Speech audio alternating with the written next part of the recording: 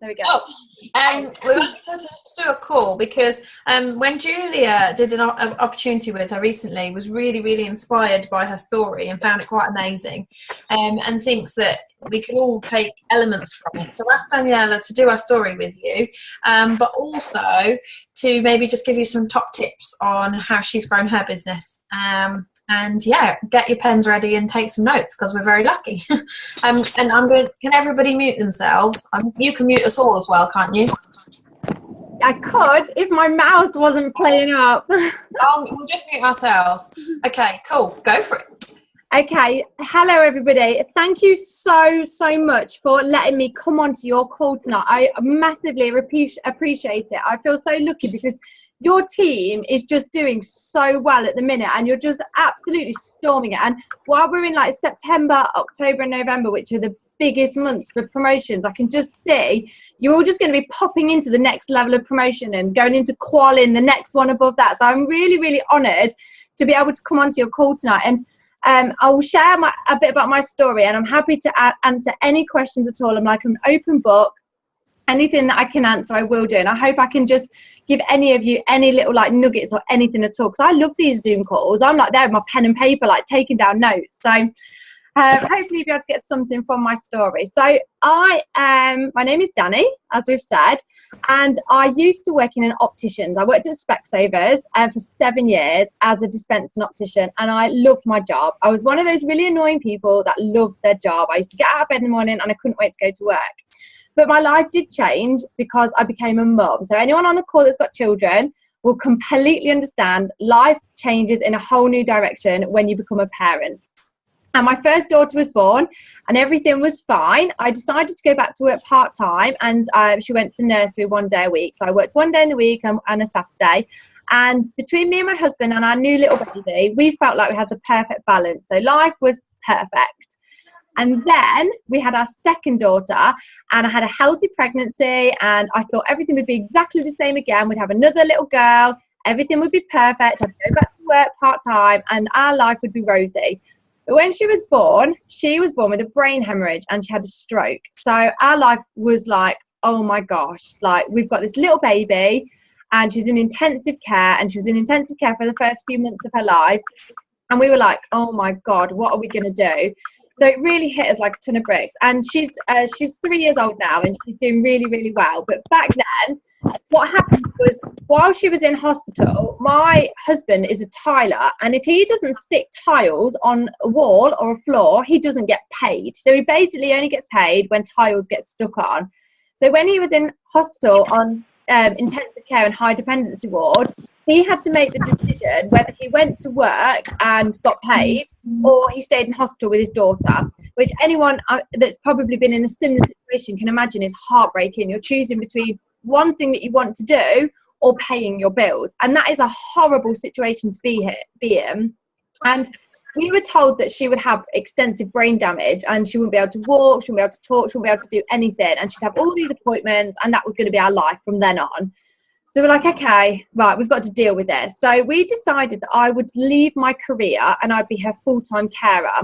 And I did that, but I found that by just being her full-time carer, I lost my identity. So I lost sort of who I was and what I was doing. Sorry, I would mute if I could. I'll carry on. So yeah, I lost a bit of my identity, just literally taking my daughter back and forth to hospital all the time. Sorry, that's just really distracted me, sorry. Yeah, so 2 years later, my friend, I was moaning, I was a bit of a moaner, and my friend said to me one day, you should look at network marketing. And I was very hesitant. I was like, well, I'm not really a salesperson, so I can't really sell and I don't really have any time. I'm always in hospital. Like, how would I even do that? And she said, Danni, I don't think you really understand network marketing and you've got to take a serious look at this. She said, you're always on Facebook recommending things. And I was like, yeah, I am. Yeah, I always go on Facebook and recommend things. And she said, well, imagine if everything you recommended, every film you recommended, every meal that you recommended. Chloe, can you mute, please? Because we can hear your background. I think it's you. Sorry, carry on. Sorry, I would mute if I could, but with my silly laptop freezing. Yeah, so she said, well, you're always on Facebook recommending films, meals, and I was like, yeah, I do that. And she said, well, imagine if you got a paycheck from those companies that you recommended people to go and spend their money in. Like, she was like, if you've seen a TV program and you think it's great, every single person that you've told on Facebook that it's great and they watch that TV program, imagine if they sent you a paycheck for increasing their profit. And I was like, that'd be nice. And she was like, well, that's what Arbonne do. So I was like, okay, I need to look at this, because obviously I've got the complete wrong end of the stick here. So I started looking into Arbonne, and I just looked at it. I fell in love with Arbonne. I did see some of the rubbish that goes on Google, that someone that's decided to own their own business and it's failed for them has blasted about the company. Yeah, I read it and I thought, well, that's not really the company. That's that person that's not made it work. So I completely ignored all of that, because I understood that that was no reflection at all on the company. And I read about the company itself, what it stood for, what it believed in, the charity work that it does, how it does work the business. And I was like, if all these other people can do this around their busy lifestyles, around their hectic lives, I can do it as well. So I started my own business with Arbonne July last year, and I do spend most of my time in hospital. So I worked my business mostly from my phone and the internet and Zoom. So I 90% work my business from Zooms on one-to-one or group presentations. So I'll do the Discover Arbonne through a Zoom and one-to-one messages. I didn't at the time have the time to do product events or product drop-offs. However, I do rate them. I think product drop-offs and product events are a brilliant way to talk to other people about this. But at the time last year, I didn't have the time to do that. So I had these 2 little girls and I was mostly in hospital. So I worked it on my phone. So it really proves that anybody can do this business regardless of where you are or how little time you have. As time's gone on, my husband's been able to reduce his work hours, because our Arbonne paycheck has helped him not have to work as much. So now I actually can do more varied things with Arbonne. So I can actually do product events now, and I can do Discover Arbonne's in person, which I couldn't do last year because Ian was working all the hours and it was just me that had the girls. So I can do a lot more now. So I've been doing my business a year. I got to district for 4 months. Mainly through doing it online, and I was showing people the business side of it. So I was going through how we own our own business and then we teach other people to do the same. And I sort of used a bit of an analogy, like imagine yourself as a driving instructor.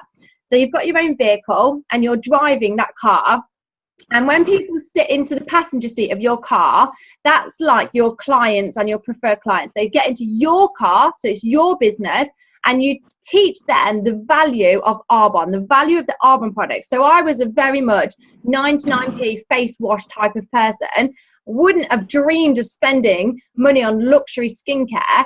However, I've learned the value of why it's so much better than anything else I could ever use.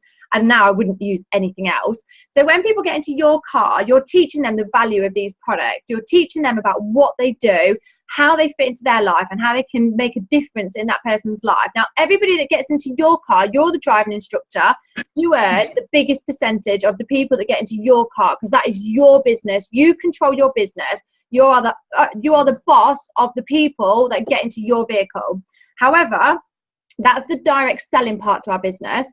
We have a second part to our business, which is network marketing, and that is where we teach other people how to do the same thing. So thinking back to the car analogy, we're teaching other people how to be a driving instructor. So they get into our car, they learn to drive, and that's us teaching them the business, and then they go and get their own car, and they use their own car to teach other people the value of these products.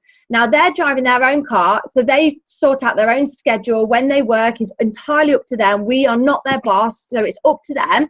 But whatever revenue turns through their business, so say you've got somebody in Canada driving their vehicle, you earn a percentage of what turns through their business turnover, yet they're in Canada and we're over here. And that is amazing. And you can have as many other cars on the road in the countries that we operate in, doing their business, sorting themselves out, but yet we earn a percentage of it. So I really drill that into people. I say this is time leverage, because I don't know about you guys, but I didn't know the value of time leverage until I started doing Arbonne.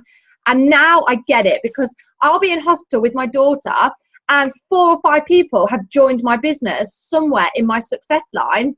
And it's amazing. So I earn 2 parts of my paycheck. What I personally bring in, which is my clients and my PCs, which is so much of an amount. And then I earn a percentage from every single person in my business turns over, which is the biggest part of my paycheck. So I get paid the biggest part of my paycheck from every single person's turnover in their business. So we actually earn on 2 ways. And it's most of the people that I speak to that love to hear about the time leverage part. So I just tell people about the business. I love the products as well, but I mainly talk about the business because we are on like a ground floor opportunity. And I've never heard anything else like this in my life. I've heard of other network marketing companies, but I've never heard of anything as exciting as Arbonne, especially because we know about it now and we're following the same growth as Apple. So Apple technology is just incredible, and we're going along the same sort of growth as Apple technology. So that is amazing. So it's like knowing about Apple before it became big, or knowing about Google before it became big. And I just share this with every single person that I know because I know I'm onto a winner. And I just tell people the information and I let them make the decision. Are the products for them or is the business for them? I let them make that choice. But it's for me, it's my job to share that information with them, and it's your job to share this information with every single person that you know and every single person that you meet. And I'm not saying throw Arbonne up all over them. I'm not saying that for a second, but when you talk to people and they will say to you, what do you do? I say, oh, I run a really successful health and wellness business from the internet. It's like an online business. And I teach other people how to generate a corporate style income into their life, into their busy lives, around their full-time commitments. And I just have the most amazing fun doing it. It's so exciting. And I just say that and people are like, wow, what do you do? And I'll say, look, I don't have a lot of time to go into it right now, but I tell you what, give me your number or your email address and I'll ring you later, or I'll email you later and we'll go through it in more detail. So that's kind of how I would do that. And then I would get on a phone call with them, or I'd get online with them if I couldn't meet them. So so that's a little bit about my business. So yeah, it took me 6 months to get to area, and it took me just under a year to get to region. I do have 2 little children and I have a manic life. So you don't need a lot of time to make this business work. You just need to work on it every single day. So think of your business as a shop, and you don't want to close that door on your shop. You want to keep your business open every single day. And I sort of block out time. So I'll block out like an hour in the morning to work on my business, a few hours in the evening to work on my business. And I work on it every single day, and I work on myself as well, because you are the representative to your business. People buy you, not everything else that goes with it. They buy you. They want you to be their health and wellness consultant, or they want you to teach them the skills about this business. Caroline, did you have anything in mind that you wanted me to talk about? Yeah, I think when you spoke to Julia, the thing that Julia was really impressed by is how, you know, your team's approach to business orders, and when people get started, particularly when you feel like you've not got, when people say we've not got any money to start, like what your team do, because Julia found that quite inspiring. Okay, yeah. So when I started my business, I had no money. I was massively in debt. So my credit cards were like completely full. So when my friend told me about this business, it was £54 to start this business last year. It's now 56. I didn't have a spare £50 at all. Not even close. I was lucky if I even had like £2 in my purse. So I had no money. However, I knew that I couldn't afford not to do this. I knew that by the sake of finding £50 somewhere, if I didn't do that, everybody I knew in the next 10, 20 years would see the value in Arbonne in their life, and they would move heaven and earth to find the money to start this business. And I'd be left at home watching everyone drive around in their white Mercedes, kicking myself that I'd been offered this opportunity and said, oh, I can't afford it. So I knew 100,000,000% I couldn't afford not to. It's a bit like what Stuart Armfield says. If somebody drives their brand new white Mercedes in front of your house and says, this is a 30 grand new Mercedes from the garage, you can have it for £1,000, and you didn't have £1,000, you would find that money. It's exactly the same. So what I did was I went home and I took the book, the 45-second presentation by Don Failer, and I read it and I got network marketing. I was like, I get this. I'm doing it. I get it. And I was too afraid to ask my husband for the money, because I would have had to ask him for the money. And the reason why I was too afraid to ask him was because I couldn't explain what I wanted it for. So I just used his credit card. Not that I'm recommending that anyone should do that. You should always ask permission, but this is what I did. I used his credit card because I knew it'd take him a month to realise. And I paid my £54 and I did my 150 points so that I got my free gift. So I bought myself some protein shake, because that was what I wanted to try. The shampoo, conditioner and body wash set, the FC5 set. And I think I got some skincare set as well. So I wanted to, and the primer. I wanted to try a varied amount. I said to myself, I'm going to learn how to do this business, and then I'm going to tell my husband what I'm doing, because then he'll support me. Whereas if I tell him now, I can't explain it, so he won't support me. He'll say, oh, it's like a scam or a pyramid. So I paid for it on his credit card, and then everything arrived. And I started using the products, and I started telling other people how good the products were, so that they would be interested in hearing about the products and the business. And then I said to my husband, after about 2 or 3 weeks, I've started my own business. And he was like, what?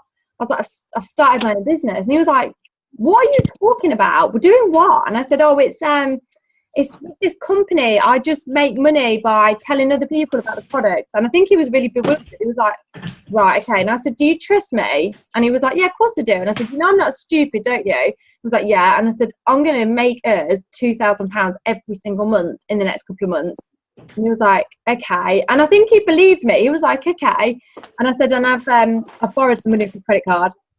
He was like, right, okay. So I did every paycheck that I got from Arbonne, I put back into my business, because I really think that you do need to have the products for your Arbonne business. But if you can't afford them straight away, invest your paychecks back into your business. Every single time I got a paycheck from Arbonne, I invested it back into my business. So I couldn't do a business order because there was no way that I could have afforded it at all. However, business orders are great because it means you get started straight away. But if you can't afford it like I couldn't, you can still do this business even without all those products.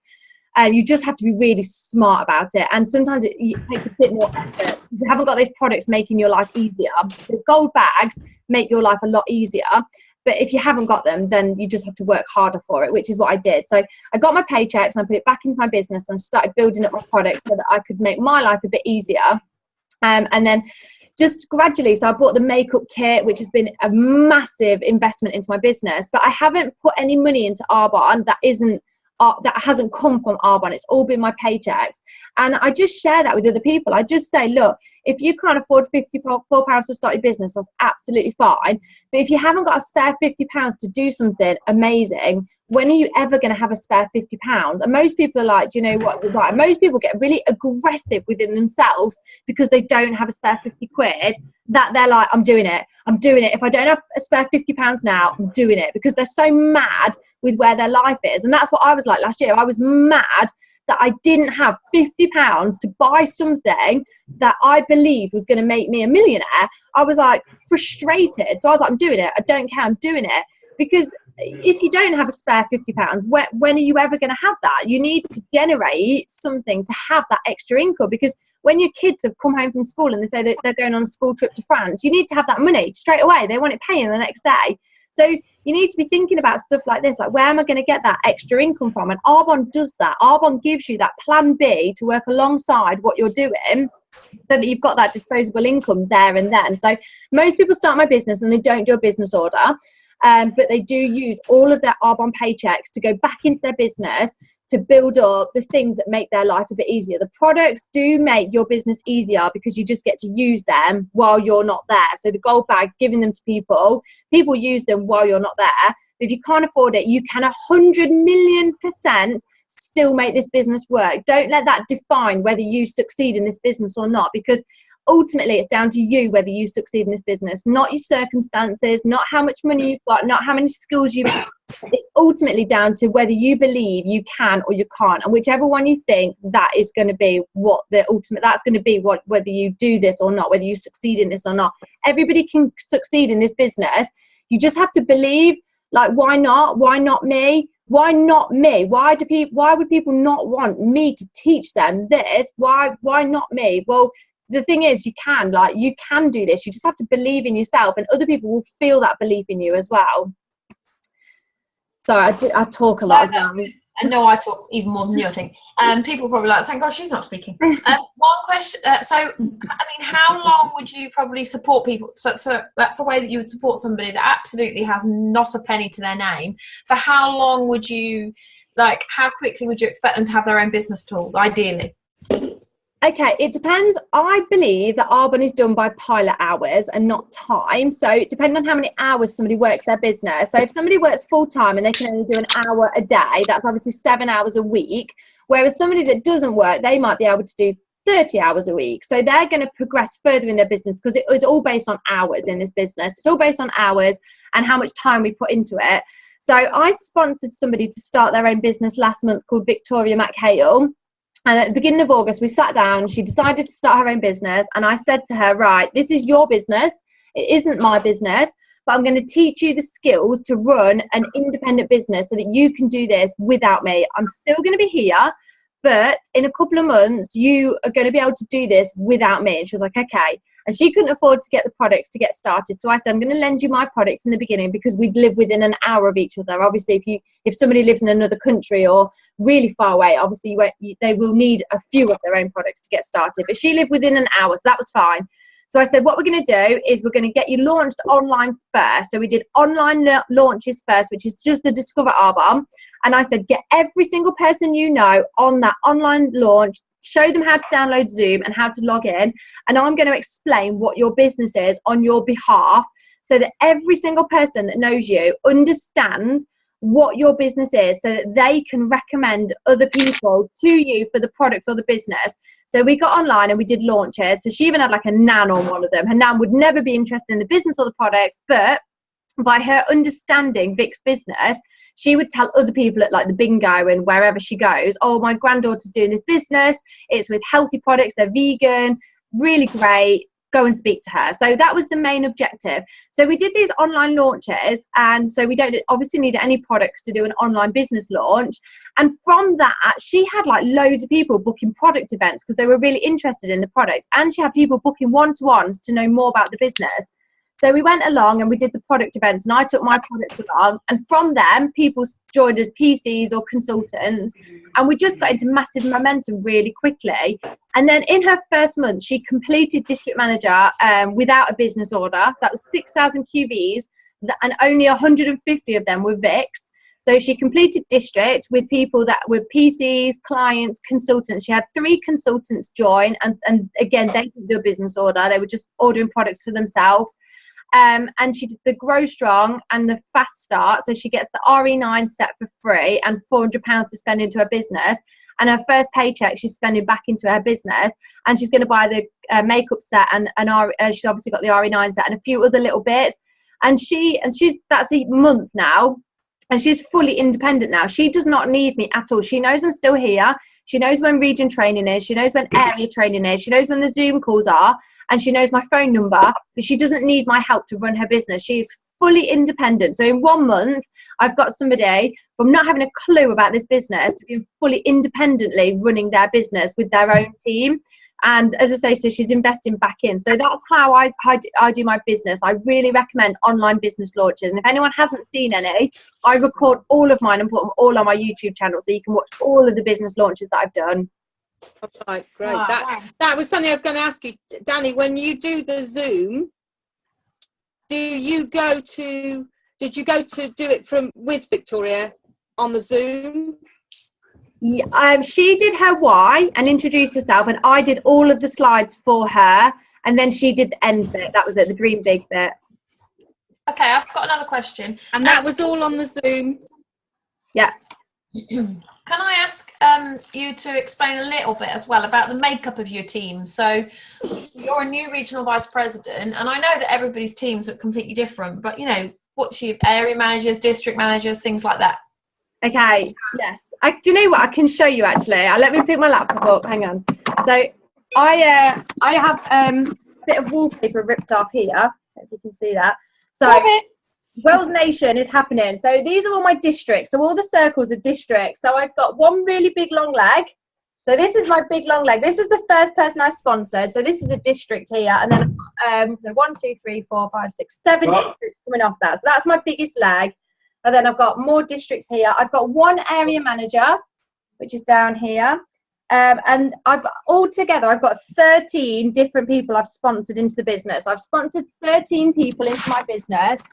And in my entire team, there's 600 business builders in my entire region, one area manager, and probably about 20 districts, maybe 20, 25 district managers. And I've got about 6 PCs. So PCs are my weakness. I'm more for the business, but I'm trying to balance that up a little bit now. I'm trying to learn a little bit more about PCs and products. Cool. Another question. If you were to give like a top 3 tips that you feel got you to region, what would they be? And then I'll let other people ask. Okay, right. 100,000,000% plug into the system. Absolute 1,000,000%. Because when you plug into the system, and what I mean by that is go into the trainings, and if you can't go, get in on the online trainings, go into the area trainings, go into Discover Arbonnes, go into anything Arbonne related, go to it, because it's not what you go and see. So say you go to a Discover Arbonne, it isn't the Discover Arbonne where you're going to have that light bulb moment. I mean, well, you might do, but it's more likely to be the people that you meet there. So you'll meet other people, like other side teams, and just chat to them. Just say, oh, how do you work your business? What's been successful in your business? And you literally just rub off on other people, and you pick up some amazing tips. So I 100,000,000% it would be plugging into the system. When I started my business, I didn't have a clue what I was doing, but I just went to everything that I could. I went to all the Discover Arbonnes that I could, any of the online training that I could, anything that was going on locally that I could go to, I did do, and everything else I did online. So if there was any online events, I'd get online.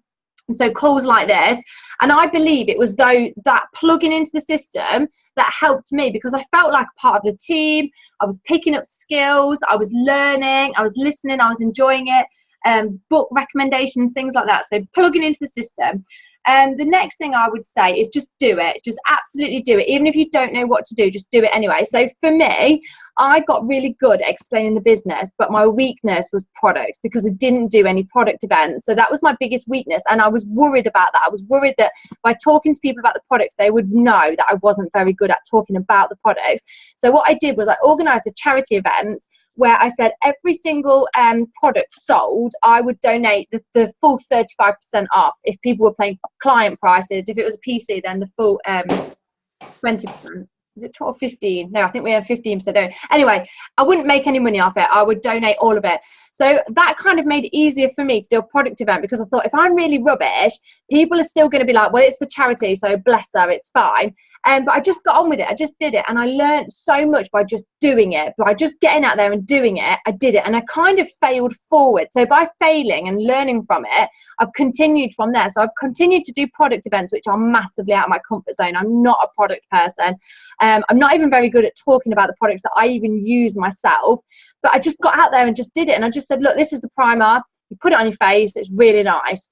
So I don't have to talk much in detail, but just going out there and doing it. So my first tip is plugging in. My second tip is just doing it. Just absolutely do it. Whether you think you can or you can't, do it anyway, because you'll learn from it. And the next bit I would say is have fun. Have fun with your business, because people are attracted to fun. They obviously like the idea that you can teach them how to make a lot of money, and they'll like the idea that you can teach them how to have more free time. But what most people are attracted to is the fun. So if you're having fun in your business, people are drawn to that. And I do write about my lifestyle on my main Facebook page. So I very rarely put things about Arbonne, and I never put sales pictures or recruiting pictures or anything like that. But I will write about the lifestyle. So like going to Vegas, going to AAC, or meeting my team tonight, or working from home on the sofa, anything lifestyle related. And most people message me from me posting about my lifestyle. They'll go, God, what you're doing looks like so much fun. What is it? Or I wish my job was as interesting as yours. What do you do? So most people message me from Facebook just by me posting about my lifestyle. And they'll say, once they've started their business, I'll say, what was it that drew you to my business anyway? And they'll say, it was how much fun you were having. I was drawn to the fun. So make sure you're having fun. And if you're not, create something where you are having fun. So link up with sidelines, link up with your upline, your success lines, and do fun things. So last month we hired a bouncy castle at our area training, and we got wrestling pads, you know, where people like the gladiator style wrestling, and we had so much fun. Like, we were in hysterics, and we were like, oh my god, this is work, this is hilarious. And from that, about 10 people joined the team because they saw how much fun we were having, and they wanted a bit of that as well. So just have fun with your business, and make sure you're public about it without being irritating, obviously. Just make sure that you're posting about how much fun you have in your business, and you'll be surprised how many people are drawn to that fun element of what you do. Awesome. I've got one last question, then other people. How's your daughter now? Ivana is absolutely amazing. She's 3 years old. I've got a 5-year-old as well. Ivana is great. So she still has seizures. She still gets rushed into hospital, and she still has a lot of appointments a week, but she is amazing. She's a fantastic little character, and I think she'll do Arbonne when she turns 18 as well. She's got that personality. Right, other people, ask questions. Use this chance, because it's a rare chance to have a regional vice president. So come on, ask questions. Danielle, I've got a question. Yes. So how many virtual online one-to-ones do you generally do a week? For me personally, probably only about 1 a week. For my team, probably about 4 or 5 a week, maybe sometimes 6, depending on how many people in my team want me to come onto theirs. So I mainly support my team now. I do work my own business as well, but I predominantly support my team. That's where most of my time goes. What about at the start when you were building your team? When I was building, as many as I could, probably 5, 6 a week, maybe even more than that if people would come online, depending on if people were comfortable with using Skype, FaceTime or Zoom, as many as I could. But if they couldn't, then I'd do phone calls. So I was probably actually telling people about the business, probably maybe 10, 15 people a week. So I was just ringing people up or sending messages saying, you know, let me tell you about my business. It's really exciting. When have you got 10 minutes? When have you got 20 minutes? And going from there, as many people as I could do. How would you get a follow-up from that?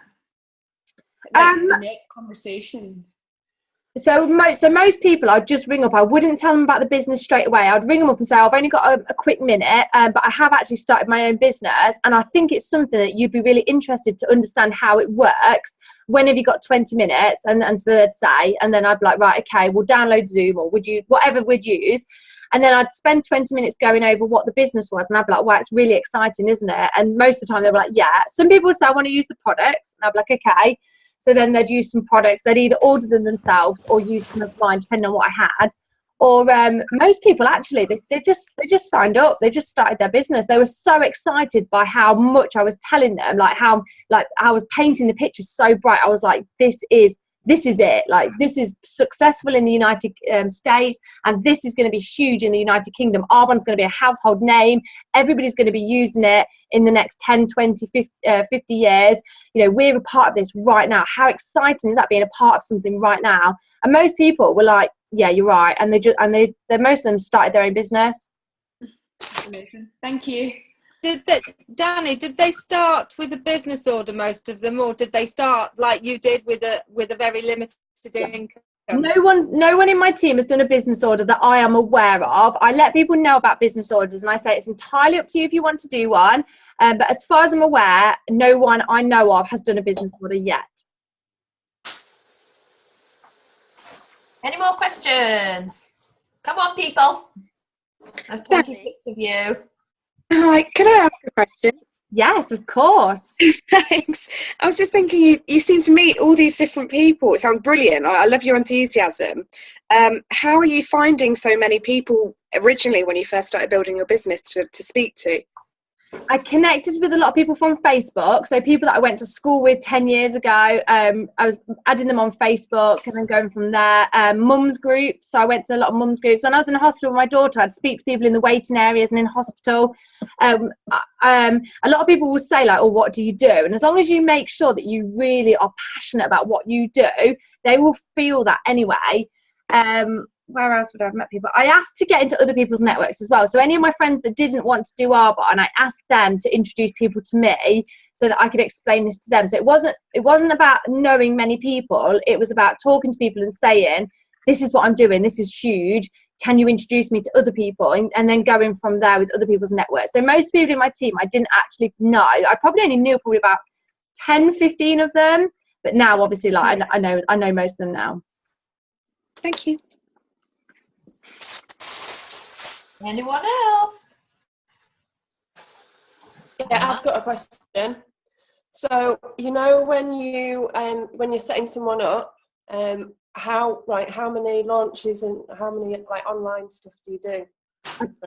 I try and do 2 at least online launches. If we could do more, brilliant. But I try and do at least 2 within the first few days. They only take about 20 minutes, half an hour online, so they're really easy just to fit into slots.